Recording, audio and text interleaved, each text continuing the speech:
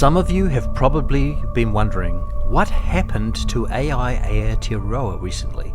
Well, there's a story behind that. Last year I was gifted with an RTX 3090 with 24GB of VRAM to optimize my AI rendering pipeline.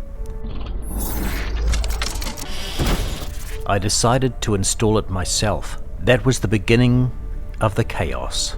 The first thing I noticed was the RTX 3090 required 2 power cable looms, while my RTX 3060 only needed 1. So immediately I realized I would need to upgrade my power supply.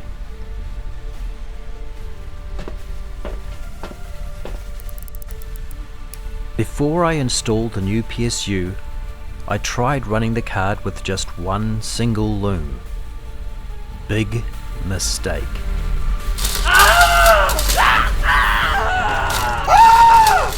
The RTX 60 power spiked, blew the power chips on the card, and then those power chips had to be replaced, and those parts had to be imported from China.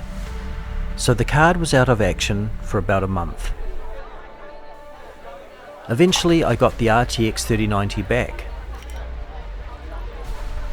I installed it again, this time with the correct power supply and the proper double loom setup. However, it power spiked again, and this time it didn't just kill itself.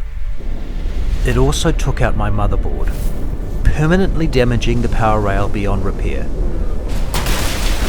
So now I had the difficult task of rebuilding my computer from the motherboard up. Since my previous motherboard was already obsolete, there was no point of replacing it with the same model. I decided to upgrade the entire system. That meant a new motherboard, and because of that upgrade, I also had to replace my memory. I went from DDR4 RAM to DDR5 RAM, which runs at a much higher processing speed. That little adventure cost over $1,000 New Zealand, not including the repair of the RTX 3090. Once everything was ready, I decided not to trust myself with the rebuild. I took the machine to PB Tech to assemble it properly. Since they were the ones that sold me the motherboard, they would have responsibility if anything went wrong with the install. When they examined the GPU, they discovered something unfortunate. The RTX 3090 was fried again, so it had to go back for another repair. After waiting a couple more months, the RTX 3090 was finally repaired properly. I cleared space in my work schedule and installed it again. And this time, it's working. I've been monitoring it carefully. The temperature doesn't rise above 81 degrees Celsius, and it's rendering 1280 by 720 resolution outputs extremely quickly. I'm very happy with the results.